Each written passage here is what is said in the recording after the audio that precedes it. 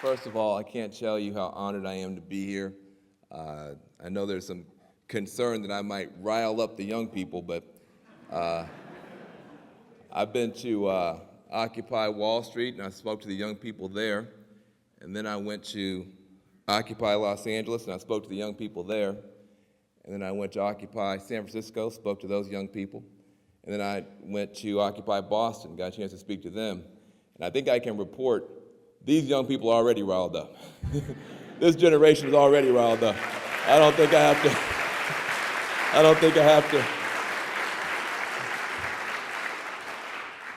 And I have to say I'm a little bit jealous. I was too young for the 60s. And now here you come. So I want to talk to you about this extraordinary opportunity that you have to write history. You're students, you get to read about a lot of history, and I would encourage you to do so, mainly because it looks like you're going to be in a position to write more than you read. This is a highly unusual situation that you find yourselves in, and I want to talk to you about it. Everybody who had any speech to give 6 weeks ago now has to throw it in the garbage can because you have totally transformed what's possible in the country. I was on an airplane coming over here, and got up, and I had to, sometimes you're on a long flight, you got to get up, walk to the back of the plane, and I went to open the door, and it said, "Occupied."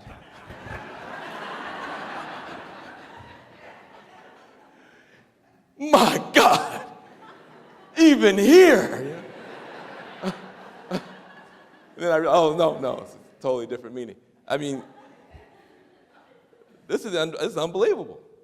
6 weeks ago, what was impossible is today possible. Why is that? It's in part because the generation that you're a part of is the biggest generation of Americans that we've ever had. You say, so what? For you, that means more people I must compete with for jobs, right? You're like, sucks to be us, right? Au contraire. See, I got some education too. Au contraire. The last time we had a generation of Americans remotely this big, they were called the baby boomers. They were born at a time when they came of age. They became teenagers, people in their early 20s, in the 1960s. They completely transformed this country inside of a decade. Between 1959 and 1969, it is a completely different country. Let me give you a sense of what a generation your size can do. In our country, we had 270 plus years of enslavement. It's one of the great shames of our national past. And yet, there was a civil war that was fought to try to do something about that. So we were able to make a big leap from enslavement to apartheid. So then we had 100 years of apartheid in our country, legal segregation, terror, violence, to subordinate one group of people in this country. In 1960, February 1st, some young people decided to do a sit-in to protest these conditions. After 270 plus years of enslavement and 100 years of Jim Crow, these young people sat down February 1st, 1960, and by the end of the decade, they broke the back of Jim Crow segregation, opened the doorway for a massive peace movement, opened the doorway for a women's movement, laid the groundwork and the foundation for the lesbian, gay, bisexual, transgender movement, laid the groundwork for the environmental movement that we now celebrate, laid the groundwork for what was called the Great Society, which ushered in anti-poverty work. All of this was done by people your age. You got to get your head wrapped around this. They said, don't trust anybody over 30. Now, I'm 43, okay? So I would have been way out, right? They said, don't trust anybody over 30. Why? Because the people who were in their 20s were driving change on a massive scale in a positive direction. Your generation is bigger than the baby boomers. You're bigger than the baby boomers. You're more diverse. You're more technologically savvy. You're essentially born connected. You're more ecologically aware. You're more communitarian in your values than any generation of Americans ever. You stood up in 2008, and in your enthusiasm for that presidential election, you made history. Then in 2010, you sat down and made history.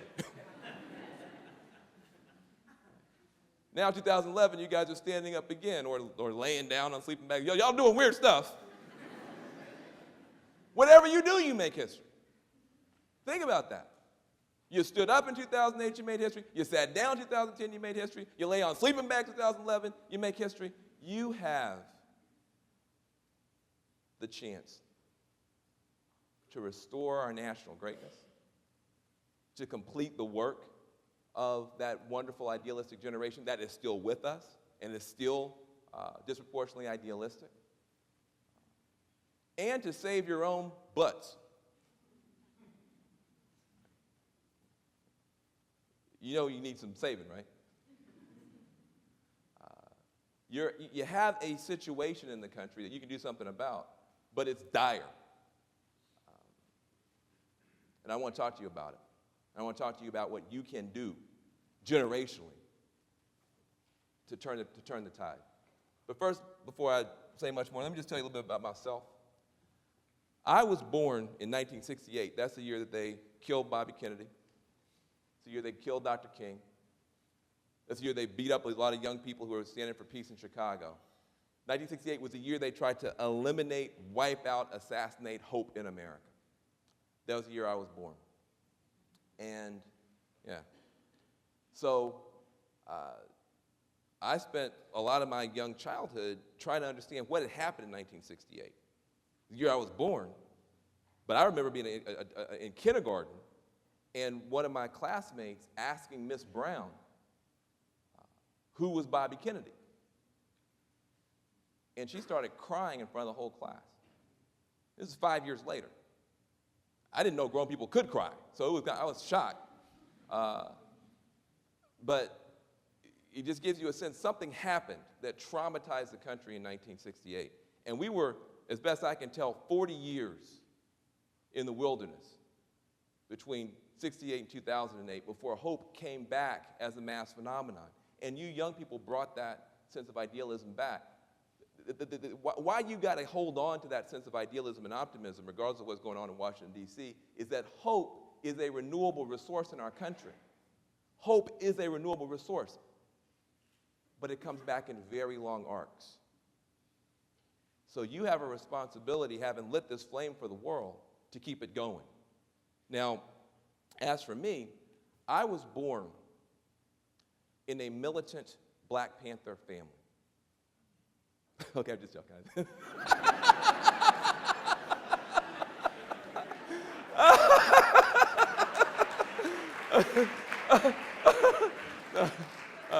mean, if you listen to Fox, right? If you listen to Fox, you would think. No. Just trying to make sure you guys are paying attention. No, actually, I love doing that to people. No, actually, my dad was a cop in the military. I grew up on the edge of a small town in rural West Tennessee. My father was born in abject poverty in a place called Orange Mound, Memphis. Biggest black ghetto in the South. Some people have heard of it. I saw some heads nod. Biggest black ghetto in the South. Born in abject poverty. He joined the military in the middle of a conflict so he could get out. He got out. He put himself through college. But he didn't stop there. Then he put his little brother through college. Then he put a cousin through college. Then he put me and my sister through college. He was the original bootstrapper, right? But my dad, tell you, I had to kill the cow first, rip the skin off, tan the leather, and make the bootstrap myself, right? So my dad, but he was one of those tough old guys that had gone through all of it. And he was very clear about something. And it's something I've come back around to myself. He said, listen, nobody can give you anything, son. It's going to stop you from being poor. So somebody gives you money and you're still poor in your mind, you'll be poor tomorrow. Money can stop you from being broke for about a week, if that long. But it won't stop you from being poor unless you've done something about the poverty in your mind. He said, so every individual has to climb the ladder out of poverty based on their own efforts. That's the only way you really break the cycle of poverty. Nobody can give you anything that's going to stop you from being poor. That's the individual responsibility. But society has a responsibility too. Society has a responsibility to make sure that every child has a ladder to climb. And that's where we're going wrong in this country. Yes, you've got to climb the ladder yourself. But dadgummit, there's got to be a ladder for every American to climb.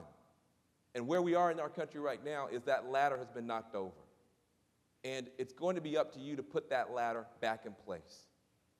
You say to yourself, geez, I'm just trying to pass my classes and maybe get an unpaid internship for 2 years before I start my career. I know what you're thinking. We'll talk about that later. But you don't have to accept that as your future. You can't do anything about it individually. Individually, you're right. You got to study. You got to do hard. We'll talk about that. But collectively, you just might have more power than you think. You just might have more power than you think. 6 weeks ago, everybody written you off. 6 weeks ago, you couldn't even say the word income inequality. Now even my good friend Eric Cantor is talking about income inequality. Y'all powerful. Y'all powerful. So how do you restore some of the opportunity, not just for yourselves, but for the country as a whole? Well, let me give you your context, and you'll start seeing a way out of this thing. First of all, you could be living, you have to make a bet. You might bet that you're going to be facing a context that is discouraging.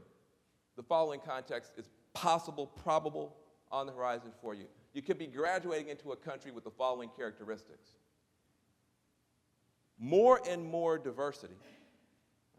A country that's getting more and more diverse, more and more racially diverse, more and more culturally diverse, more and more diverse in every way, more and more diverse, but feeling less and less prosperous.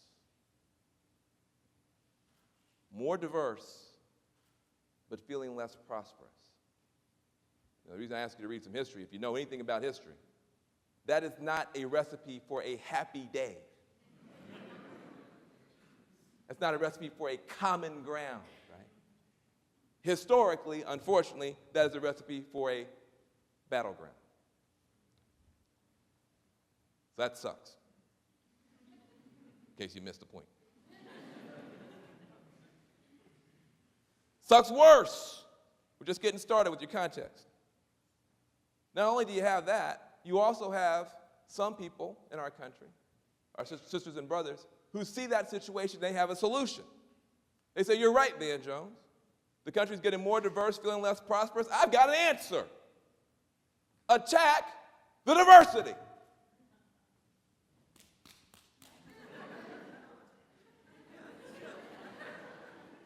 That'll fix it. Attack the immigrants. Give them a good, strong boot. That'll make it better. Attack the diversity. Attack the lesbians and the gays. Go after them. We must do something about these lesbians and gays. After all, they want to get married.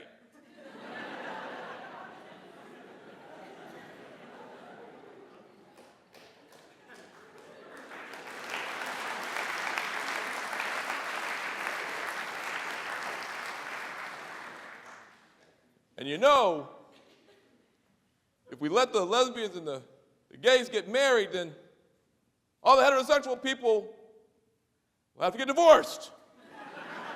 Because there's only so much marriage in America. And if they start grabbing it for themselves, this doesn't make any sense, does it? Just keep saying it. The big problem in America, too few people want to be in loving, committed relationships for the long term. But they'll keep saying it. And people, and frankly, some people in my community have fallen for that. Attack the diversity. That's what's wrong with America. Au contraire.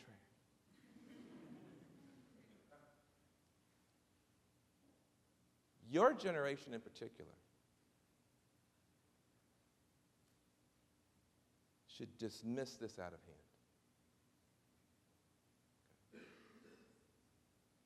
We have the wisdom and the genius of all people living in one country.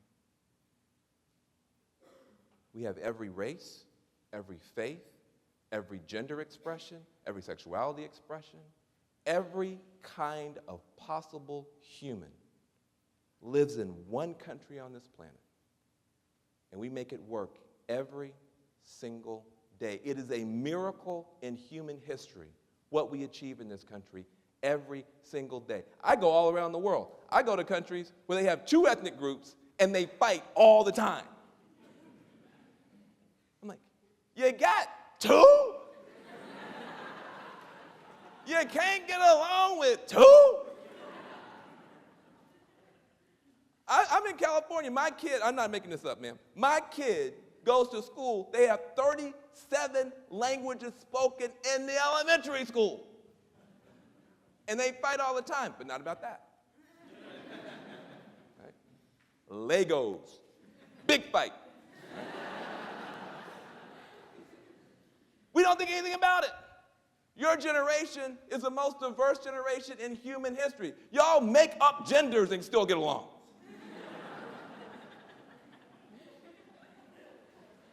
Right?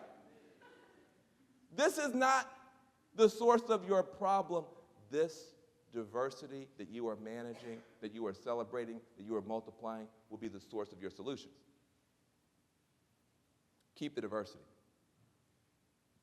Find a way to restore the prosperity. That's your generational challenge. Now, that would be a tough assignment. But it gets worse. It gets worse. It sucks more to be you. You know why? Because you have a deep sense in yourself.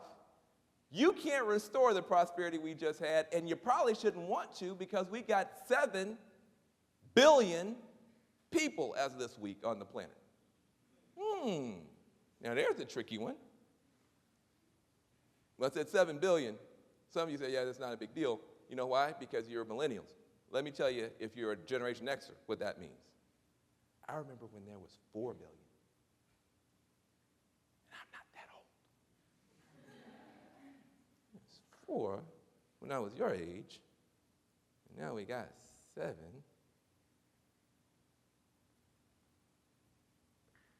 Did we get 4 new planets? of resources?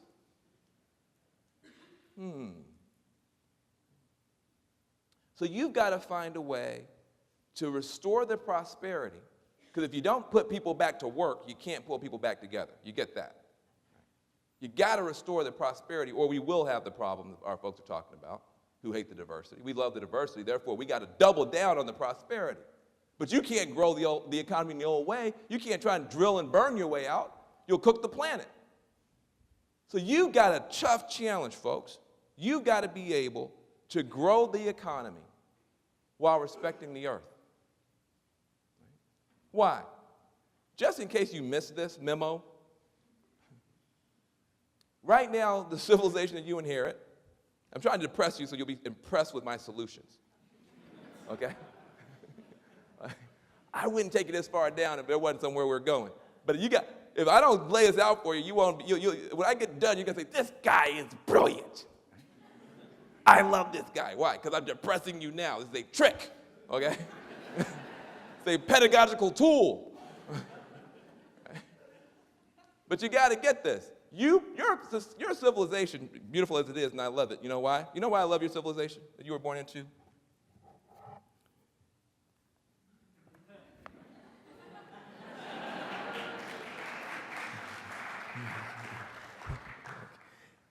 It's worth it. It's worth it. All the destruction. But I've got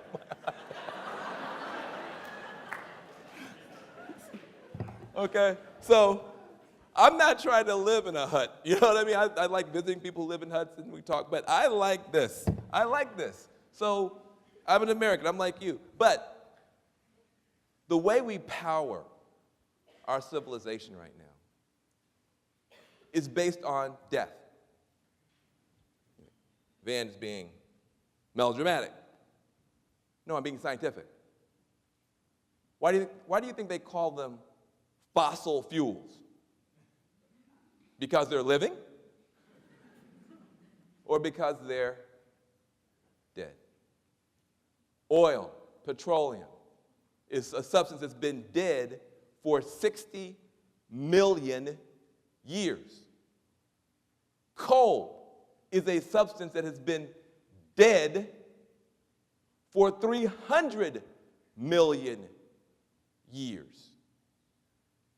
To power our society, we dig holes in the ground to bring up death. And we burn death in our engines. We burn death in our power plants without ceremony. And then we're shocked when we get death in the lungs of our children with asthma, death on the oceans with oil spill, and now death from the skies with global warming. Your Native Americans, your first Americans could have told you a long time ago that if you power your society based on death, you're going to experience a lot of death. So we respect our energy workers right now. They risk their lives every day to keep the lights cut on. Our coal miners, our oil rig workers, digging those holes out there, risking their lives on oil platforms to keep us powering America the same old way, risking their lives in the coal mines, digging those holes. But what your generation has to say is thank you for your courage and for your sacrifice. But America's future is not down those holes. America's future, humanity's future, is not down those holes. If you want to see the future, look up. If you want to see the future, look at the sun. We have a Saudi Arabia of solar energy that falls on our country every single day. If we had solar panels out here, we could catch it and run America in a cleaner way. If you want to see the future, look up. Look at the Saudi Arabia of wind energy that we have, and not just in the plain states, but off our coast and right up here at Lake Michigan. Right? The great thing about wind energy, if we put people to work building wind turbines, and we had wind platforms out there, remember that Gulf Coast disaster? If you had wind platforms out there, great thing about that, if the wind platform falls over, You don't get a massive wind slick that comes and wipes out everything, right? There's no wind slick that comes when you have I've worked in solar energy for 10 years. I've never seen a sun spill, right? Oh my God, call the emergency forces. We've got a sun spill out here. There's a smarter way to power America, and the good thing about it is everything that is good for the environment is a job. Solar panels don't put themselves up. Wind turbines don't manufacture themselves. Homes don't retrofit and weatherize themselves to waste less energy. Everything that is good for the earth and for the environment is a job or a contract or an entrepreneurial opportunity. You can put people back to work, repowering America. You can put people back to work in clean and green industries. It is a shame and a crime against the future that we're letting all these people sit idle in places like Michigan. See, when I say wind turbines, somebody's going to say, somebody already wrote it down wrong in their notes. Van Jones says we need windmills. That's very, very interesting. We need more windmills. Did I say windmill? I didn't say windmill. I said wind turbine. We don't need any more windmills. This is not Holland. This is not 1750. Quit talking about windmills. No, wind turbines. Imagine Boeing-level engineering. A jet engine in the sky that can turn a breeze into raw power. 8,000 finely machined parts in each one. That's a car, folks. As much steel as in 26 cars. You can put your steel makers and steel workers back to work. Put your automakers back to work. You can begin to power America in a clean way. You can put that stuff on barges, take it right out of Lake Michigan, power up Africa clean, power up Asia clean, Latin America. You can put the country back to work, powering the world in a clean way. It's not only is it doable, since we don't want to do it, apparently, our friends in China decided they're going to put $33 billion on the table to do it for us. So you're in danger now of going from living in a country where you import dirty energy from the Middle East, and then you start importing clean energy technology from Asia and skip the jobs in the middle, jobs that you need. So there is a way out of this, and it is to build an economy based on green growth, based on, if you want the jobs of tomorrow, you got to have the technologies of tomorrow. These are American technologies in the first place. Let me give you 3 reasons to have hope, and then I'm going to take some questions. 3 reasons to have hope. Number 1, this is the most controversial thing I'm going to say. Some of you are like, that's why I came.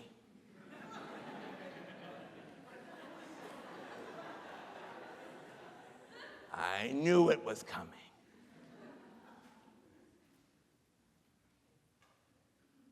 Ready? America is not broke. America is not broke. We're not the poorest country in the world. We're the richest country in the world. Still, we're the richest country in the history of the world.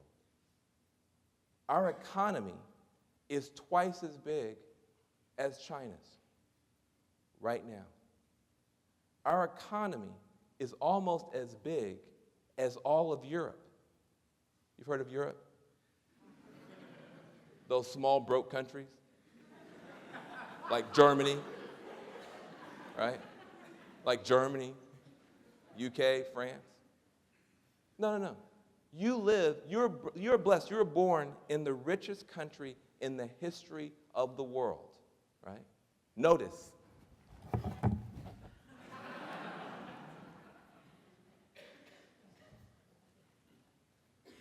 It's not that America's pie has gotten smaller. People feel less prosperous. It's not that the pie has gotten smaller. The pie gets bigger every year. Even in this Great Recession, we still have growth, just not as much growth as we used to. The pie gets bigger. It's just that the middle class slice of the pie is getting smaller. Income inequality, we'll talk about that. But don't forget that you have tremendous resources at your disposal in this country. And it is a blessing. And the fact that you've been psyched out to think that you somehow live in the poorest country in the world when you don't has to be challenged aggressively. We have the genius and the creativity and the resources in this country to solve these problems. And our sisters and brothers who've done well in America, who we're so proud of, there used to be a sense in our country that if you did well in America, you do well by America, you see. And so you're honored to be able to take some of that wealth and give it back to Americans in the form of decent wages. And you're honored to be able to help to pay the bills for America's government so we can keep the strength of our country. That used to be the way that it was. You do well in America, you do well by America. There's some people who've decided that that's a bad idea. I think that they're wrong. I think your generation should stand up and say the kind of cheap patriotism that says, wave the flag, but don't help the country, needs to be sunsetted in favor of a deeper patriotism that says we're all in this together. And everybody has a contribution to make to this country and needs to make it from the richest to the poorest. We're one country. So the one reason for hope, we're not broke. Another reason for hope, we do have the technologies to begin to grow in a greener way. I talked to you about some of them. I can talk to you about more. We can't drill and burn our way out of our energy problems, out of our ecological problems, but we can invent and invest our way out. That's possible. And we need to get on with that great work. We already have 2.4 million green jobs in America right now. People say, green jobs, that was just sort of a fad, right? Like green job thing, that was just some BS. Oh, really? You never heard that before? Oh, really? We have 80,000 coal miners in America. They're our heroes. We respect them, 80,000 of them. We had 100,000 people who got up to go to work today in America in the solar industry this morning. 100,000 got up to go to work in the wind industry this morning. And if you add in all the other green technologies, 2.4 million green jobs. Those are real jobs right now. That's not according to Van Jones, which you might think might be a little biased. Or the Center for American Progress or the White House. That's according to Brookings Institute. They say you got 2.4 million green jobs. And you'd have had another 3 million if we had done the right thing in the last Congress and put a price on carbon. But you think about that. You got 80,000 coal mining jobs in America. You'll never have 180,000. Not because of environment. Well, yeah, that's right, Van, because you environmentalists are destroying our coal industry. Oh, is that right? Is that right? You used to have 250,000 coal mining jobs. Now you got 80,000, not because of environmental regulations, but because the coal industry itself is laying off workers. Why? Somebody tell me. Say it again. Stand up and say it. Mountaintop removal. In other words, they're using less labor-intensive, more capital-intensive strategies to extract the coal. Capital-intensive meaning dynamite. Having our coal miners blow up their grandmother's mountain so they can scrape the coal out.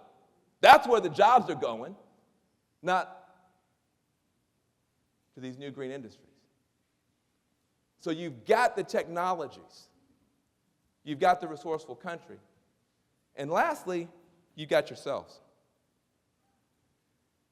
I'll tell you the truth. You're down about 18, 20 million jobs from where you need to be. I don't have 18 to 20 million green jobs in my back pocket. You got 2.4, I think you probably get another 3, another 4. That's a lot of jobs. You'll be down, what, 12 million? So I can't solve all your problems. You got to solve the rest. And you can. Because you can reinvent the American dream. You can issue forth an American Dream 2.0. It's shareable. What am I talking about? Look at what young people with technology are doing right now in the third world, so-called, the developing world, so-called. Have you heard of Kiva? Kickstarter? They are using technology to crowdsource financing for I'm a young person, I want to get a job. No, I'm a young person, I want to give a job. I want to be an entrepreneur. I want to create jobs. The bank won't lend to me? Fine. I'm going to get my friends online to pool our money, and we'll create jobs on that basis. Young people around the world are reinventing finance, people-powered finance. Kiva, Kickstarter in the U.S., Airbnb, collaborative consumption. And here's the amazing thing about what you're doing, without even thinking about it. By using technology to share resources, the word share, you're creating the possibility that even if incomes go down a little, quality of life could still go up, because we could actually work together and be a nation of neighbors and solve problems together. I want Washington, D.C. to get fixed, but until that happens, your generation can start solving problems right now from the bottom up using technology, sharing resources, sharing ideas, sharing money. So you have a tremendous opportunity. Huge challenges, no doubt. But you're in a wealthy country. There are green technologies that are there for you, and you've got each other. Now, in my conclusion, I want to say this to you, and it's important. You've got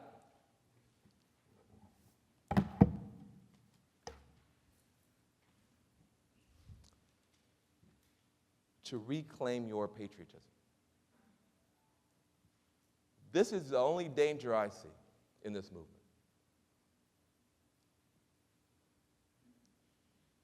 There should be American flags all over those occupations.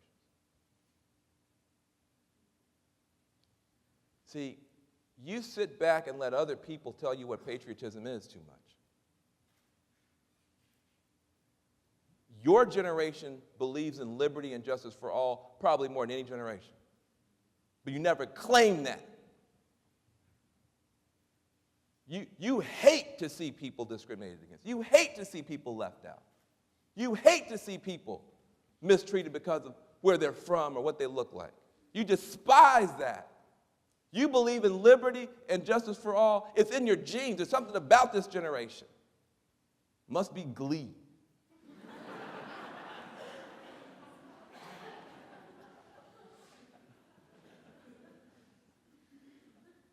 But you never claim it. And that's wrong. You know why? Because then other good folks who might be in the Tea Party, or they might be in a red state, or they might be in a different political party, they can't understand what the heck you're talking about when you need them as much as they need you. Speak the language of your country.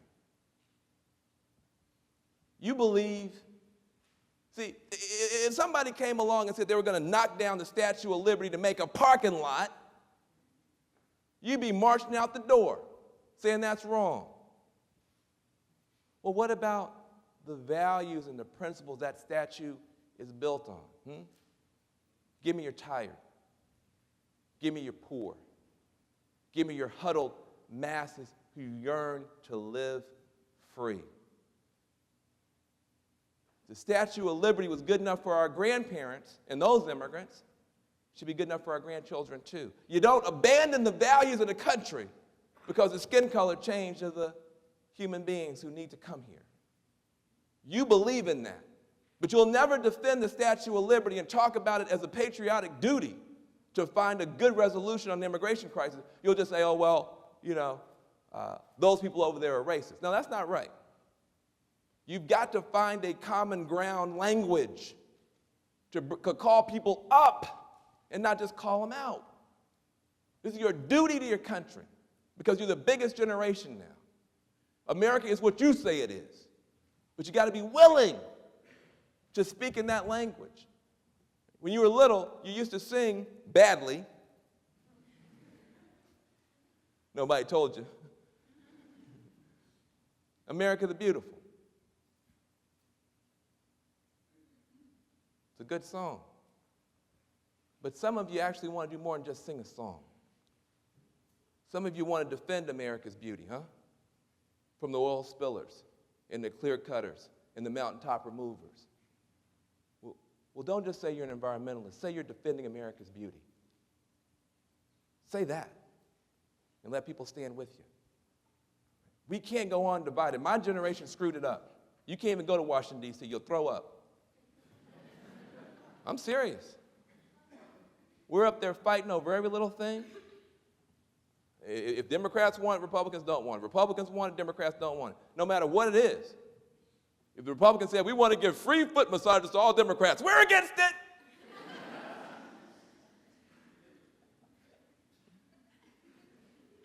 Something wrong. You can fix it. So,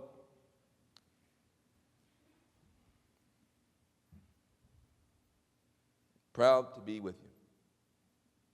Proud to get a chance to witness this thing. It's a big deal. We've been waiting a long time for you guys. Now, you're not by yourself. You got a bunch of people my age and older that know a little something too. Just because we can't tweedle or whatever.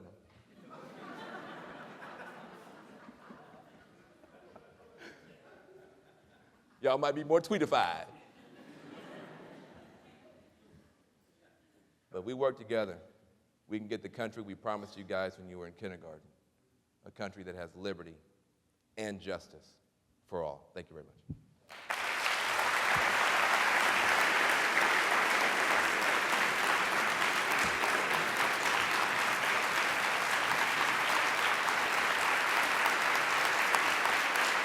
There's actually a question posed to me a summer ago when I was doing weatherizations in Highland Park, a neighborhood inside of Detroit, and a lot of the residents there were concerned, and this is something I think a lot about as someone who's really believed in green jobs, that if there's not a lot of, safeguards put into alternative energy, that it won't really change. I guess the concern that was expressed to me a lot of times was like, all right, great, you're replacing consumers' energy with consumers' energy with solar cells, and that it wouldn't actually change the patterns of dependency that a lot of these large energy corporations have over low-income people. And so I guess I want to know what you had to say about that. Okay. Mr. Cunningham? All right. Hi. I was wondering if there were leaders that would provide us with examples of great leadership in the green jobs movement.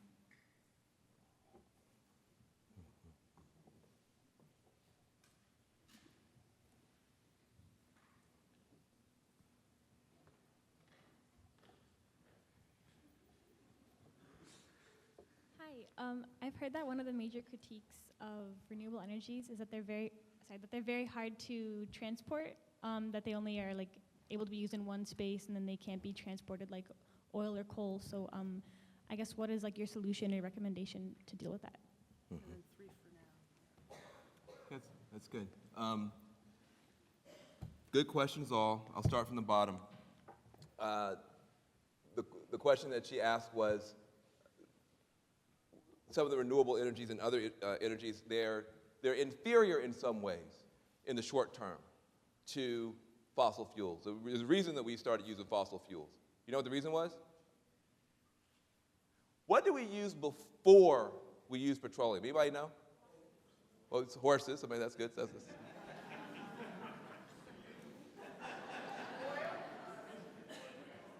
Who said that? Say it again. Whale oil. And then guess what happened? Ran out of whales. So now we're in the post-whale oil era. Don't you feel advanced now? We're in the post-whale oil strategy. They said, look, there's black goo in the ground. Let's use that, It wasn't like somebody thought it, very carefully about, how many dead dinosaurs are down there. We're just in the post-whale oil strategy. And there's a reason. You know what that is? All that oil, you know what that is? Concentrated sunlight. That's all it is. All the energy on the planet comes from the sun. It got photosynthesized underground. Crunch, crunch, crunch. I mean, scientifically speaking. Those are engineering terms. And we started using that stuff. And you know why I'm glad we started using it? Need I go get my iPad again? I'm happy that we started using it. I just think we have to continue innovating. But the thing is, when you have that kind of concentrated sunlight, you can do a lot with it that you can't do when it's all dispersed. The way it falls down right now, you got a lot of problems. First of all, the sun doesn't shine all the time, right? So what do you do with that? The wind turbines, that's great, but sometimes the wind doesn't blow. What do you do with that? You got real problems. One of the big challenges that we have is how you capture and store energy. That's not sexy. I never give a speech about batteries, because nobody likes that. I've tried to give speeches about batteries, and you know what you get? The BlackBerry prayer.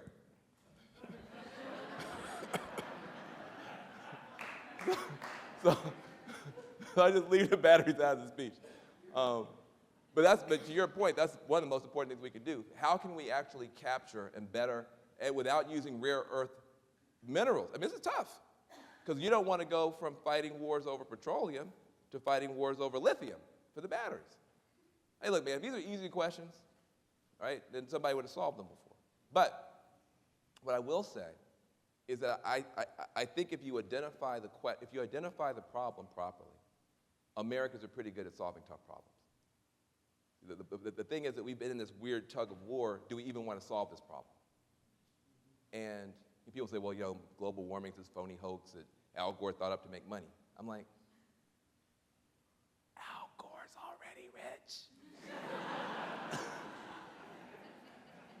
His last name's Gore. I'm from Tennessee. And by the way, there are much easier ways to get rich in America, it turns out, than trying to change the whole energy system for the whole planet. Ask Bill Clinton, right, who's feeding to make a way. So, but when I worked in the White House, which did I mention that? Yeah, okay. I worked in the White House. Best 6 months of my life.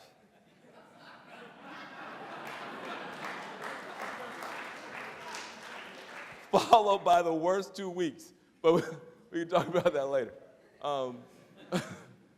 But here's the thing that was pretty remarkable. The disconnect between what was being talked about on TV and what was actually happening was shocking. And you guys have low tolerance for inauthenticity, so you guys would just throw up. You just feel, so. But one of the things that's so crazy is to listen to people on TV saying, is global warming real? No, it's not. Yes, it is. No, it's not. Yes, it is. Back to commercial. You know who doesn't ever ask that question? The Pentagon. The Pentagon. There is no scenario that the Pentagon has that does not have global warming baked into it. Not one. Every single scenario assumes serious climate disruption, especially in Asia. Every single scenario. And they are now the biggest drivers of green energy. And not just because of their concerns about global warming, but also because it costs them lives to do it the old way. They can actually count the number of lives per hundreds of gallons of fuel that they have to transport, that old fuel. And so they said, hey, listen, we want solar arrays. We want new technology. So literally the Pentagon is quietly driving most of this green agenda. You never hear that on TV. Bizarre. Okay? Now, to your question, no, there are limitations, there are challenges. You also raised a challenge with regard to dependency patterns, home ownership. Here's why I get confused about something on this thing. I don't understand why this is a left-wing issue. I'm a left-wing person. I'm a progressive. I was on the left side of Pluto in my 20s. Never denied that. I've always been upfront about that. I grew up with Willie Anthony Jones as my dad. You would have rebelled too. Trust me. Okay? So I rebelled against everything my dad taught me. I was on the left side of Pluto. I managed to distinguish myself as a left-wing radical activist in the San Francisco Bay Area.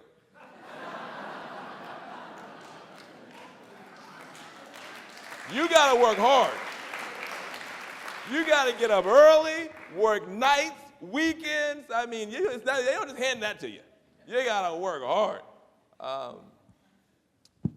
So I'm, and then I like most, not to insult anybody, but by the time you get in your 30s, you have this horrible thing happens to you called children. And you start trying to deal with these small people. And you know what happens? You start sounding just like your parents. And I turned into Willie Anthony Jones. I literally, whenever I see my children, they start running and say, hey. Where did that come from? Hey.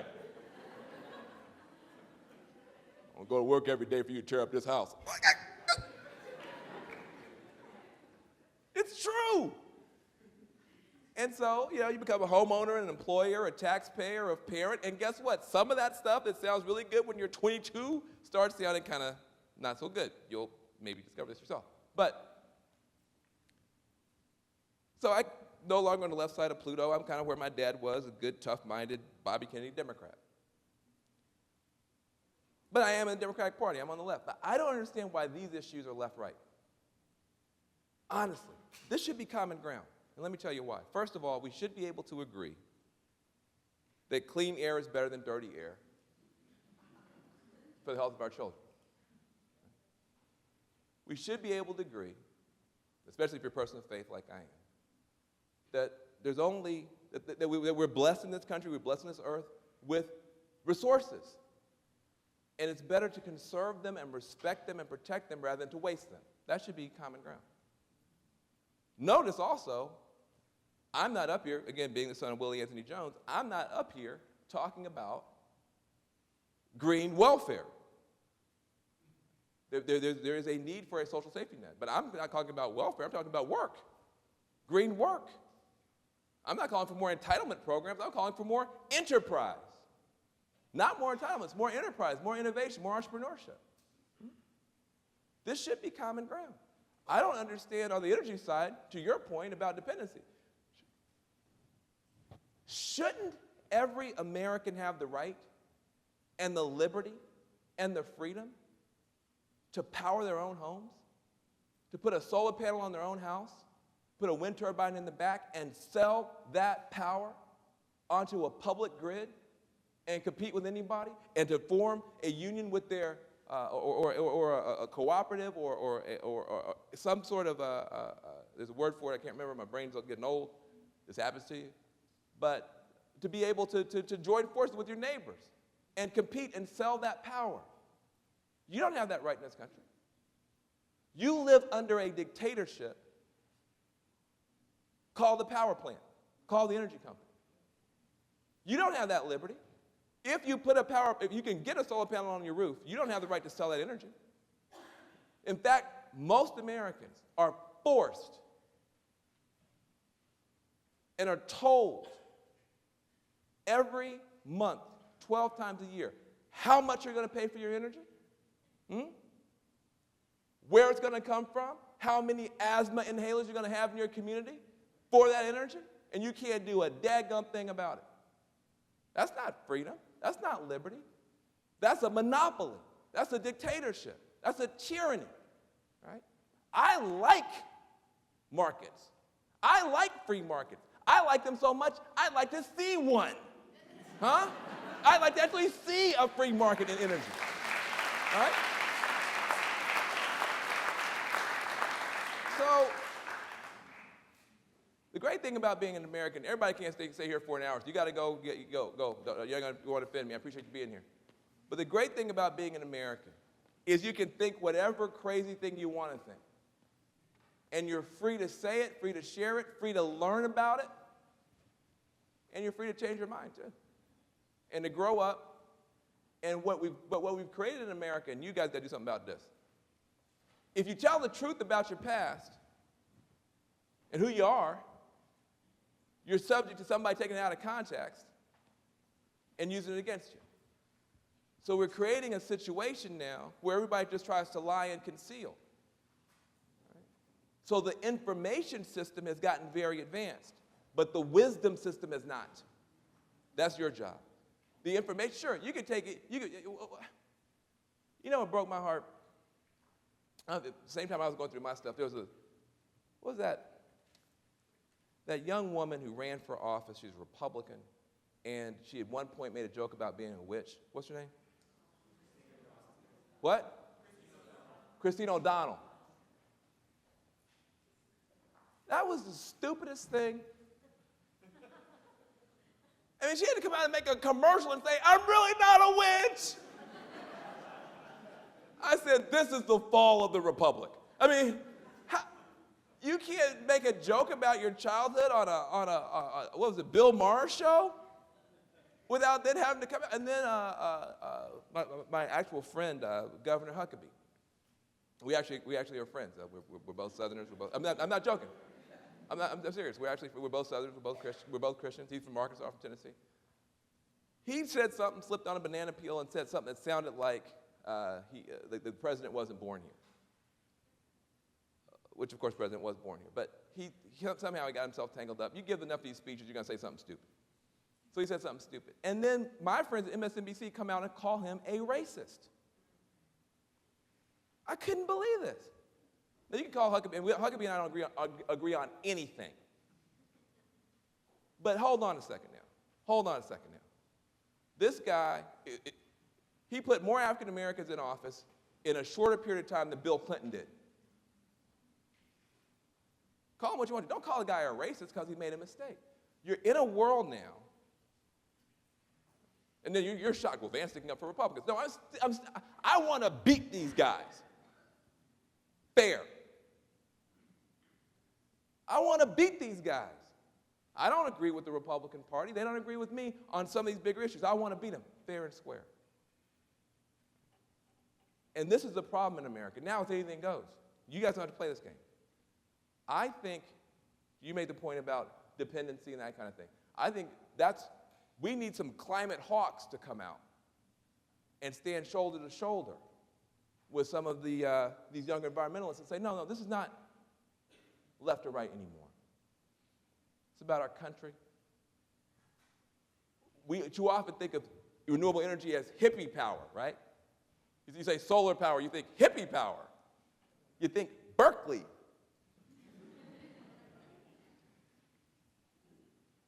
Think rancher power, cowboy power, farmer power. Yeah, we'll build the wind turbines and we'll build the solar panels in the blue states. We're going to deploy them in the red states. It's going to be our farmers, our ranchers, our cowboys that get to power America in a new way. The only reason that we don't come together on this is you got some people that make too much money off the status quo that divide us and confuse us, and we should let that come to an end.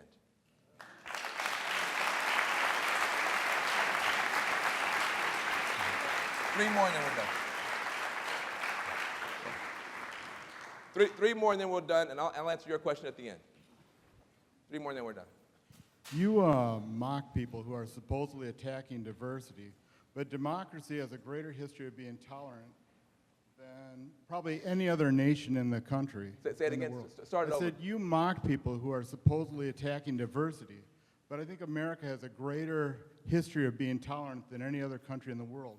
True. It's the dictatorships, communist countries, Islamic countries who have some of the greatest record of discriminating against and even killing people who are gay, profess Christianity, or have different political beliefs. Right. Yeah, I agree with that. Do you feel that expanding nuclear power is a safe and economically viable form of alternative energy, along with wind and solar power?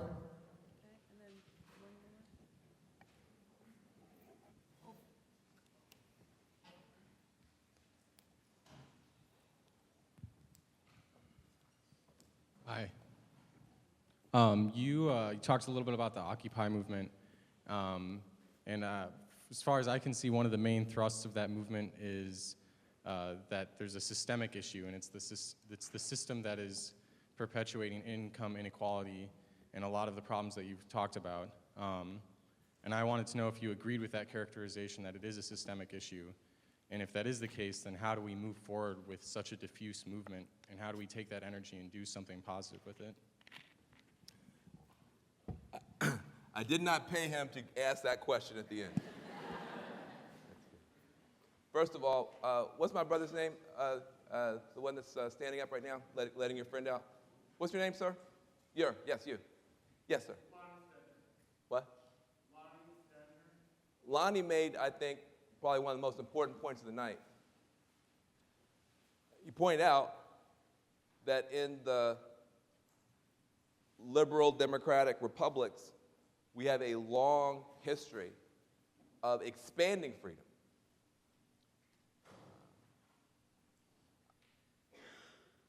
I want to go further than where you left it, because you had a short question. I get to filibuster on the end.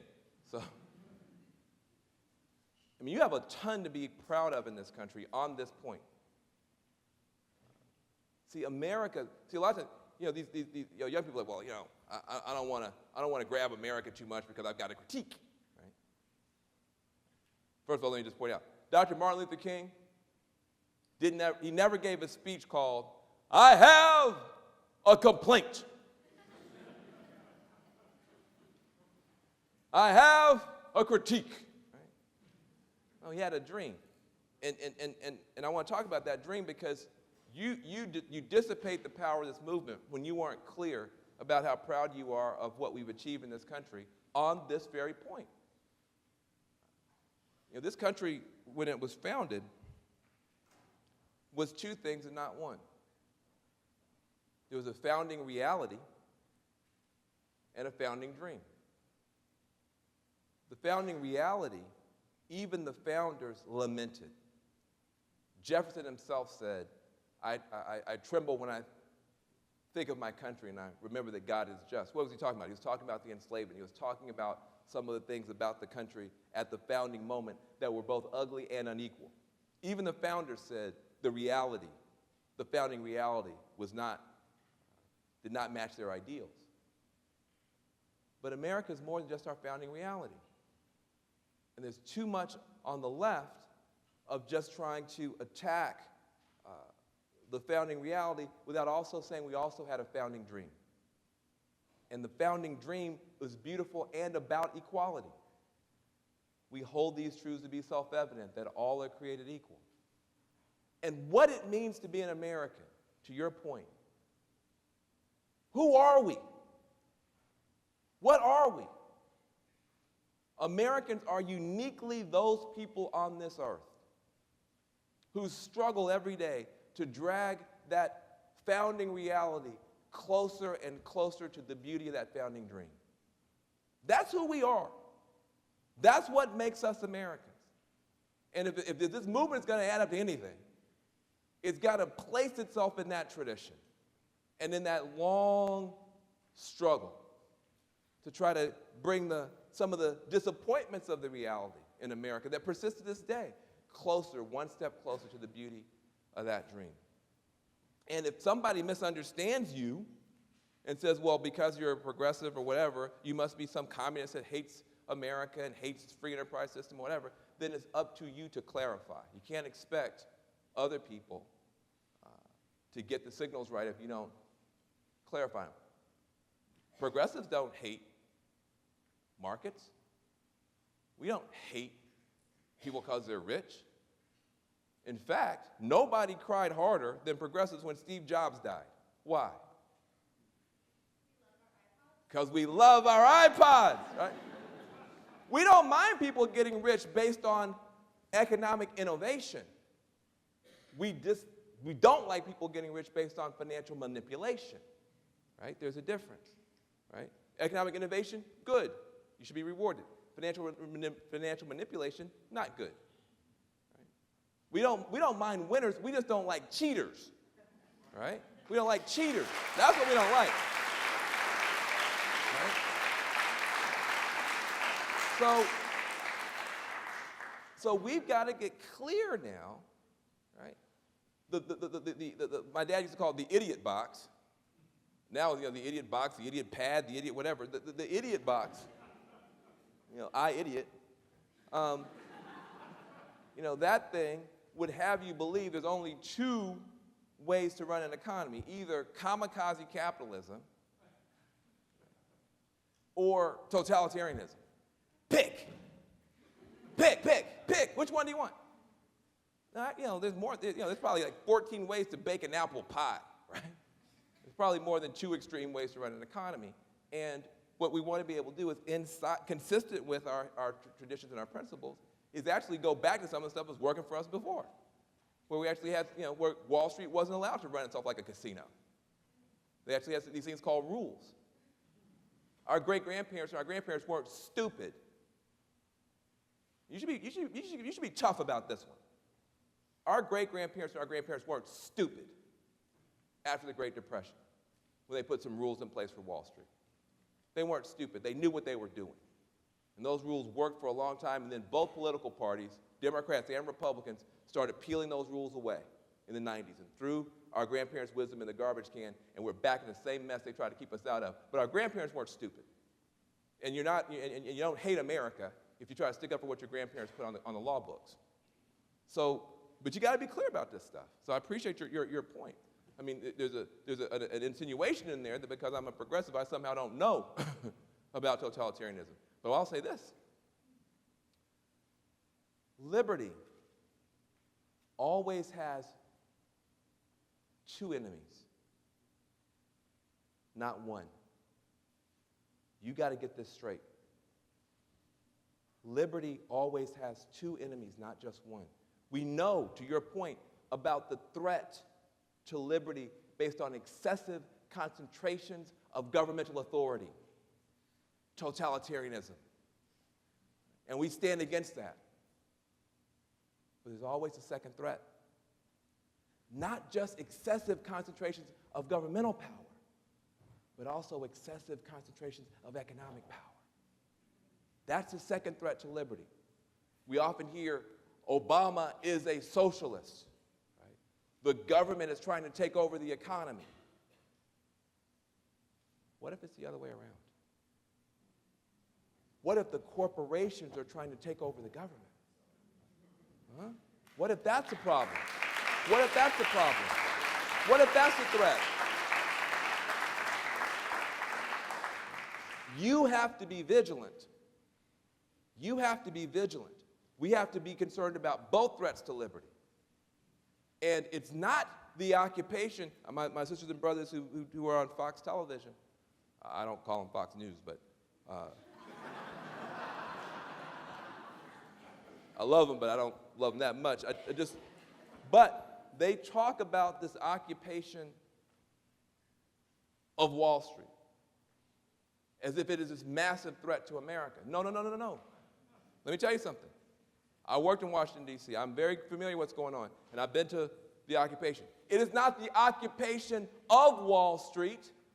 It's the occupation by Wall Street of Washington, D.C. with 20,000 lobbyists that is the main threat to our liberty. It's their occupation of our capital.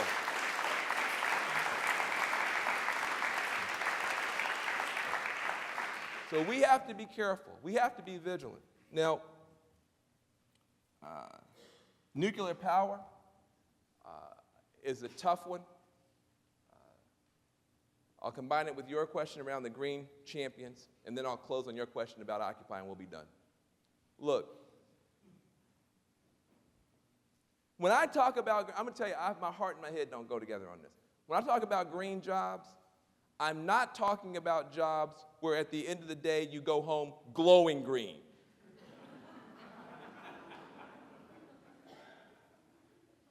That strikes me as suboptimal as an outcome. But it is very hard to do the math, how we can power the world without having nuclear power being a part of the solution. I hate to say it, but as we get more and more, not just people, but consumers and energy consumers, we're gonna have to try to figure out some diverse portfolio of energy strategies, and it almost certainly will include nuclear. Now that said, I like the folks who are trying to find other ways. You mentioned, are there any green heroes? I'll tell you a few of them. You can use a search engine or whatever to find out more. Majora Carter, who your mayor just met with very recently. And by the way, there's some elected officials here. We should give them a round of applause for even being here. I really appreciate your leadership. Thank you. Yeah.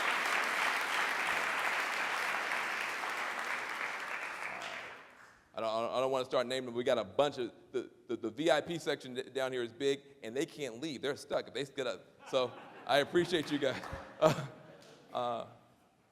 But Majora Carter is somebody, she's an African-American woman who brought green jobs to the South Bronx. There's a guy named Billy Parrish who runs something called Solar Mosaic, and he's trying to crowdsource money to put solar panels up in poor communities. And there's a bunch of folks. I like those innovators better because I just feel better. I'm more values aligned with them, but I think we are going to have to take a different look at probably plutonium on the nuclear side. Just made some news. Van Jones changed his position. And then Occupy. Well, you asked a sophisticated question. Who asked that question? What's your name? Rashid asked a sophisticated question. I think it deserves a sophisticated answer.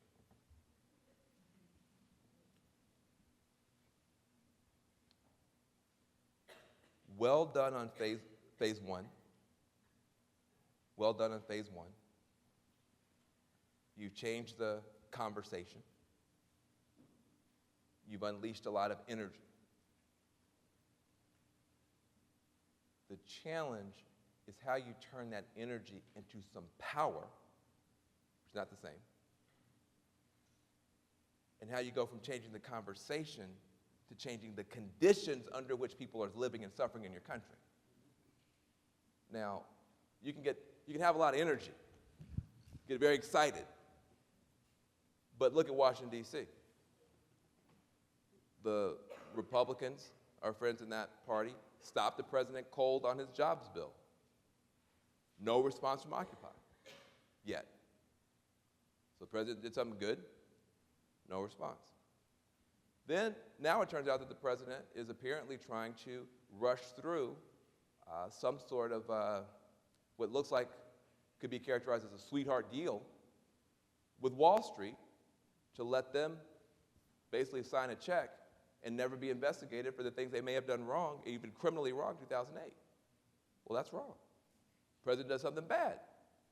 No response from Occupy. The secret super committee that's been meeting is apparently cooking up some scheme behind the backs of the American people that's going to be railroaded through that may have more cuts and do more damage to some of the things you care about.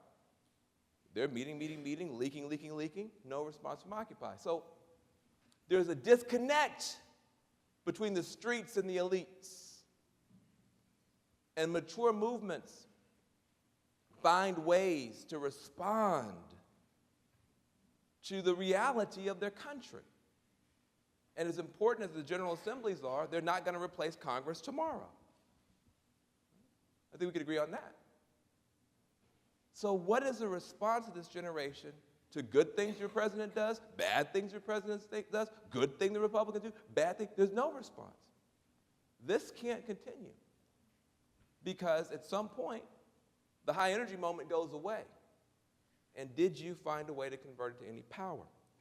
We're not just fighting for the rights of a few hundred people to sleep outdoors.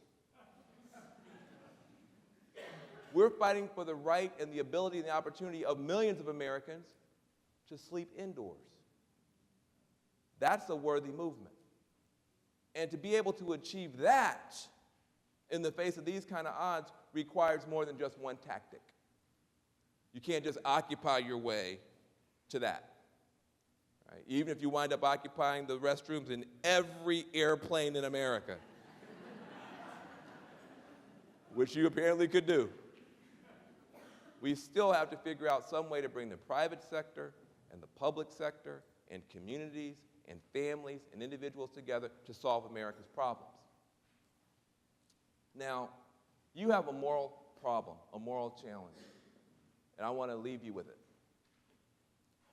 The people who don't like Occupy have a moral problem now, which is, well, what are you going to do about the fact that these young people are graduating off a cliff every spring into the worst job market since the Great Depression, hoping to get a 2-year unpaid internship, even though they did everything right? What are you going to do about it then? They're complaining about it. You don't like them complaining. Well, what's your answer to their problem? These veterans are coming home. I'm glad they're coming home, but these veterans are coming home. To what? No jobs, 17 suicide attempts a day, every single day. 17 veterans came home, who came home today, tried to take their lives because they're that despondent about their chances here and what happened to them over there. What are you going to do about it? They're raising the problem. You know, more tax cuts? I'm sorry. I don't believe it anymore. The private sector is sitting on trillions of dollars of cash, giving them more tax breaks, if you ask me. The problem is there's lack of demand in the system. They're sitting on cash and not spending it because there's no demand. How can we get the demand going? The people who don't like this protest have to answer, though, to the problem. And they can't say, these young people that have been sitting on a white-hot stove for 3 years, we're now going to critique how they holler. Yes, they're protesting, but what is their proposal for derivatives reform? No. You got to do better than that. But so do you. You have a moral challenge now. What is this movement really? Is this the 99% against the 1%? Is that who you are? Are you the 99% against the 1%? If you are, good luck to you. Nothing to do with it. Because after you knock off that 1%, then you got to knock off the next one, and the next one, and the next one. We'll be right where my friend was talking about. Are you that? Are you the 99% for the 100%? Now, if you're that, everybody stand back. If you're saying that we're mad at people because they are rich, not doing it. If you're mad at somebody because they bought a yacht, if you're mad at them because they bought a congressperson, well, now you're talking. That's different. That's different. That's different. That's different. We need the wisdom and the genius and the creativity of the entire country to solve these problems, including our bankers. Can this movement say that? That we need your genius. We need your smarts. We need somebody in this movement that can do some math. Humanities majors. We're not mad at you because you are a banker. We're mad when you start acting like banksters. You start buying Congress, writing your own rules. That's why we're mad at you. But we need you to be on our side now. We're a big generation. We got big problems. We want big solutions. We need your help. And if you won't help us, we're going to hold you accountable. We're going to march. We're going to sleep in. We're going to stay nonviolent. But we're going to call you up just as much as we call you out. And we're willing to learn from you just as much as we're willing to teach you about the pain that we're going through. That kind of movement we haven't seen since the days of Dr. King and the days of Gandhi and the days of Dolores Huerta, and the days of Nelson Mandela. We haven't seen a moral movement.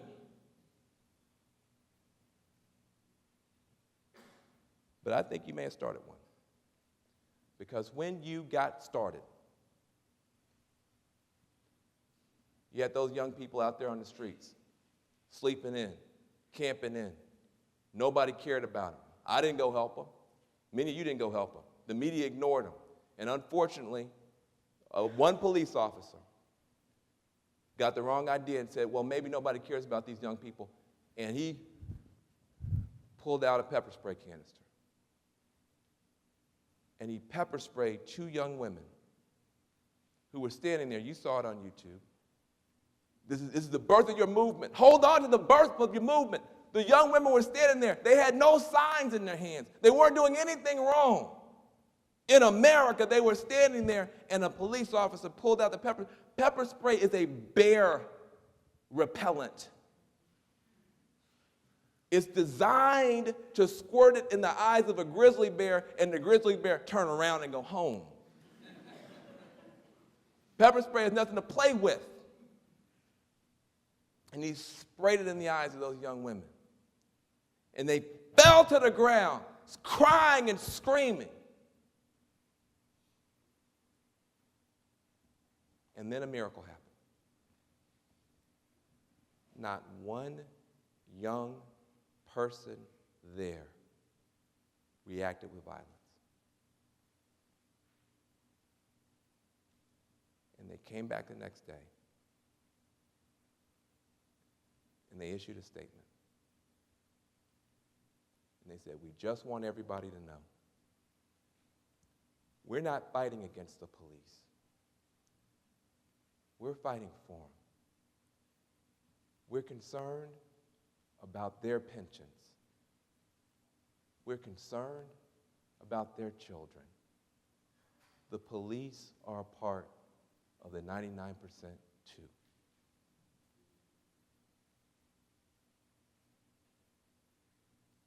That's a moral movement. That's a moral movement. You're going to have all kind of elements in there. Try and take it to a negative. You stay with that. You're the 99%, standing for the 100%. You got a dream for this country. It's got to be your dream. Can't be mine. Can't be your parents. It's got to be yours. But you got a dream for this country, and you're going to call everybody up to it. You do that. If you do that, there used to be some group of people they call the greatest generation. My grandparents, your great-grandparents. They will be happy to salute you from heaven and say, no, you are the greatest generation. Thank you very much.